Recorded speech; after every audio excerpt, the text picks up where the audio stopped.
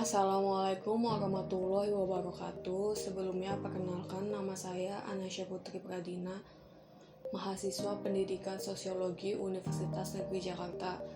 Di sini saya ingin membahas salah satu tujuan yang ada dalam SDGs. SDGs itu sendiri adalah suatu rencana aksi global yang disepakati oleh para pemimpin dunia termasuk Indonesia untuk mengakhiri kemiskinan, mengurangi kesenjangan, dan melindungi lingkungan.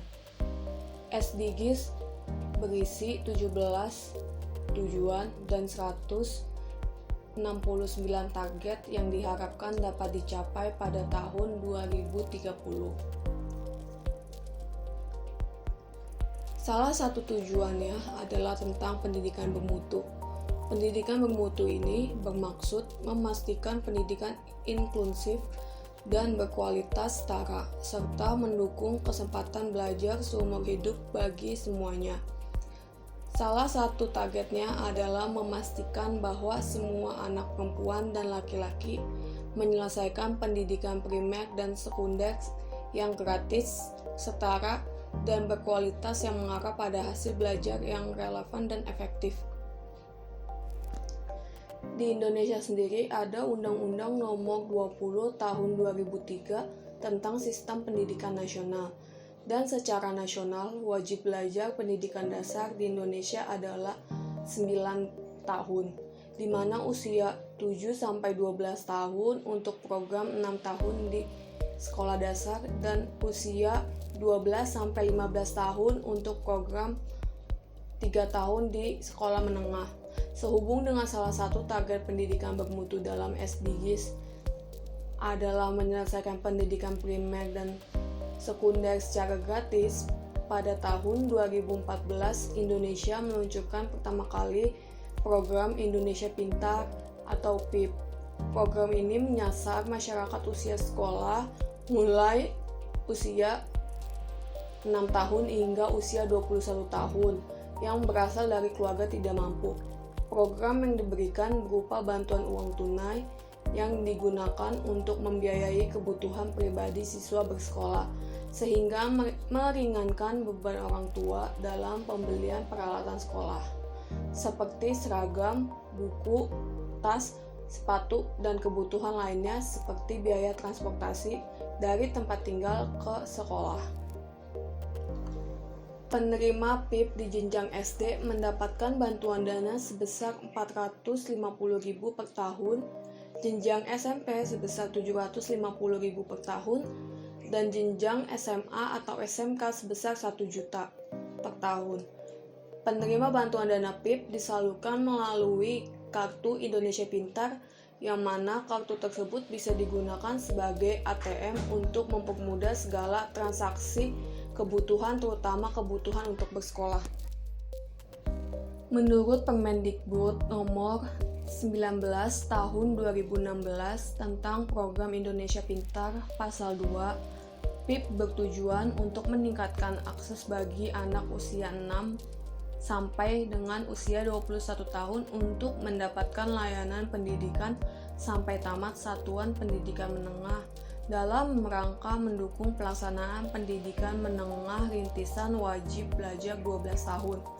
Selain mengurangi anak putus sekolah, dana PIP ini juga dinilai mampu membantu pemerintah daerah mendukung program wajib belajar 9 tahun, seperti di Klaten, di mana angka anak putus sekolah di daerah Kabupaten Klaten berkurang 60% pada tahun 2018 atau 54 anak dari 136 anak di tahun sebelumnya.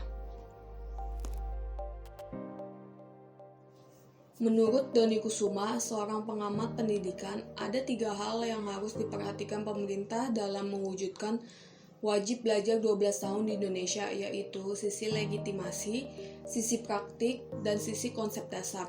Yang pertama dalam hal legislasi, di mana anggota DPR dan pemerintah harus merevisi Undang-Undang Sistem Pendidikan Nasional Nomor 12 Tahun 2003. Yang kedua, sisi praktiknya, di mana masih ada hambatan dalam hal infrastruktur, seperti saat ini jumlah sekolah menengah atas di Indonesia masih kurang dibandingkan siswanya. Yang ketiga, dalam hal konsep dasar, di mana wajib belajar 12 tahun di Indonesia tidak hanya dilihat dari jumlah sekolah menengah atas saja, tapi ilmu setingkat sekolah menengah atas. Ilmu itu bisa didapat dalam pelatihan kerja atau sekolah informal lainnya. Selain 3 hal yang perlu diperhatikan dalam pelaksanaan PIP, ada 2 resiko lain yang akan terjadi dalam pelaksanaan program Indonesia Pintar ini, yaitu semua anak bangsa wajib bersekolah sampai batas yang ditentukan oleh pemerintah. Artinya, anak-anak hanya mendapat pendidikan di jenjang sekolah dari usia 6 sampai 21 tahun. Jika melewati usia yang telah ditentukan, maka akan mengikuti program lainnya yang disediakan oleh pemerintah untuk memenuhi kekurangan pendidikannya. Selanjutnya, pemerintah diwajibkan untuk mengeluarkan semua biaya dan wajib menyediakan semua fasilitas penunjang, di mana pada kenyataannya di dalam sekolah selain biaya pendidikan gratis dan bantuan dana BOS, masih ada dana lainnya untuk memenuhi kebutuhan sekolah yang harus ditanggung, seperti seragam, tas, sepatu, buku pelajaran, dan segala kegiatan di luar sekolah yang menunjang pendidikan di dalam sekolah. Selain hal-hal yang harus diperhatikan dan resiko yang akan ditanggung dalam pelaksanaan program Indonesia Pintar, pemerintah masih memiliki beberapa hambatan dan kekurangan dalam pendidikan di Indonesia, seperti tidak meratanya tenaga pendidik, fasilitas sarana prasarana yang tidak memadai, dana pendidikan yang kurang, kurikulum pendidikan yang bersifat teoritis, kekurangan bahan pembelajaran, dan penyelewengan dana pendidikan. Yang pertama itu, tidak meratanya tenaga pendidik. Ini dilihat dari penyebaran tenaga pendidik yang tidak merata, terutama di daerah terpencil yang sulit mendapatkan akses kendaraan dan internet. Karena 2 hal tersebut, banyak tenaga pendidik yang telah direkrut menjadi anggota PNS di daerah terpencil mengajukan pemindahan lokasi mengajar. Alhasil, peserta didik yang ada di daerah terpencil tidak mendapat pengajaran yang maksimal. Yang kedua, fasilitas sarana prasarana yang tidak memadai, di mana jumlah kelas tidak cukup banyak dengan jumlah peserta didik. Jumlah sekolah di daerah terpencil masih sedikit dan memiliki akses yang sulit dijangkau oleh anak-anak. Yang ketiga, dana pendidikan yang kurang.